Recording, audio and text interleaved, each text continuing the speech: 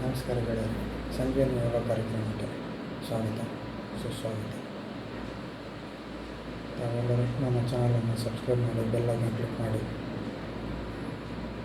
ಸಾಧ್ಯ ಆದಷ್ಟು ತಮ್ಮ ಫ್ರೆಂಡ್ಸ್ಗಳಿಗೆಲ್ಲ ಹೇಳಿ ಪ್ರೋತ್ಸಾಹ ಕೊಡಿ ಅಂತ ಹೇಳ್ತಾ, ಇವತ್ತಿನ ಪ್ರಾಣಾಯಾಮದ ಇನ್ನೊಂದು ಅಂತ ಓಂಕಾರ. ಎಲ್ಲರೂ ಓಂಕಾರವನ್ನು ಏನಂತ ಅಂದ್ಕೊಂಡಿರ್ತೀರಿ? ಓಂ ಅಂತ ಉಚ್ಚಾರ ಮಾಡಿದರೆ ಮುಗಿತು, ಮತ್ತೇನಿಲ್ಲ ಅಂತ ಅನಿಸುತ್ತೆ. ಅದರದೇ ಸೃಷ್ಟಿ, ಸ್ಥಿತಿ, ಲಯ. ಓ ಮ ಉಚ್ಚಾರ ಬರೋದೇ ಓ ಮ ಅಂತ. ಅದರಲ್ಲಿ ಬ್ರಹ್ಮ, ವಿಷ್ಣು, ಶಿವ ಇರ್ತಕ್ಕಂಥ ಸ್ಥಿತಿ ಲಯಗಳು ಆ ಮೂರು ಇರೋದ್ರಿಂದನೇ ಓ ಮ ಅಂತ ಹೇಳಿ ಬರ್ತಕ್ಕಂಥದ್ದು.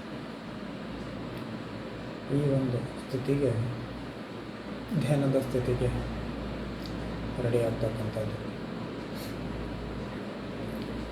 ಹಾಗೆ ಈಗ ನಾನು ಹೇಳ್ಕೊಡ್ತೀನಿ, ಆ ರೀತಿ ನಿಮ್ಮ ಹೊಕ್ಕಳಿನ ಕೆಳಭಾಗ ಉಸಿರಾಟ ಯಾವಾಗಲೂ ಹೊಕ್ಕಳಿಂದ ಅಥವಾ ಹೊಕ್ಕಳಿನ ಕೆಳಭಾಗದವರೆಗೂ ನೀವು ದೀರ್ಘವಾಗಿ ಉಸಿರಾಟ ಆಡಿ ಅಂತ ಪ್ರತಿಯೊಬ್ಬರಿಗೂ ನಾನು ಹೇಳ್ತೀನಿ.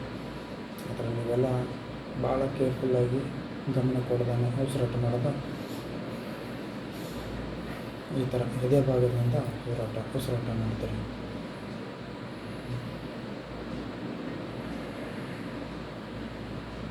ಈ ಥರ ಹೊಟ್ಟೆಯಿಂದ ಬರೋದಿಲ್ಲ. ಆ ಥರ ದೀರ್ಘವಾಗಿ ಬಂದರೆ ಮಾತ್ರ ಮನುಷ್ಯನ ದೀರ್ಘ ಆಯಸ್ಸು ಚೆನ್ನಾಗಿರುತ್ತೆ, ಲಂಗ್ಸ್ ಬ್ರಾಡ್ ಆಗುತ್ತೆ, ಉಸಿರಾಟದ ಕ್ರಿಯೆ ಲಾಂಗ್ ಆಗಿರೋದಕ್ಕೆ ಆಮೇಲೆ ಭಾಳ ವರ್ಷಗಳವರೆಗೂ ಬದುಕೋದು.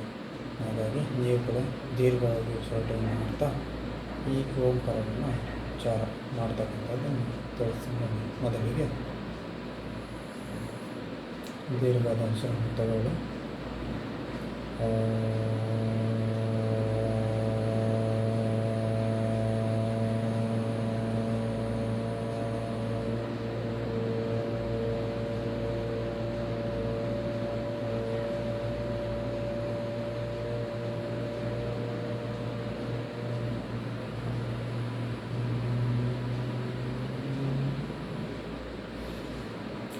ಈ ರೀತಿ ಹಂತ ಹಂತವಾಗಿ ಉಸಿರು ಇಲ್ಲಿ ಮಣಿಪುರ ಚಕ್ರದಿಂದ ಮೇಲೆ ಹಂತಕ್ಕೆ ಬಂದು ಎದೆವರೆಗೆ ಬರ್ತಾ ಇದ್ದಾಗ ಒಂದು ಉಚ್ಚಾರ ಆಗುತ್ತೆ.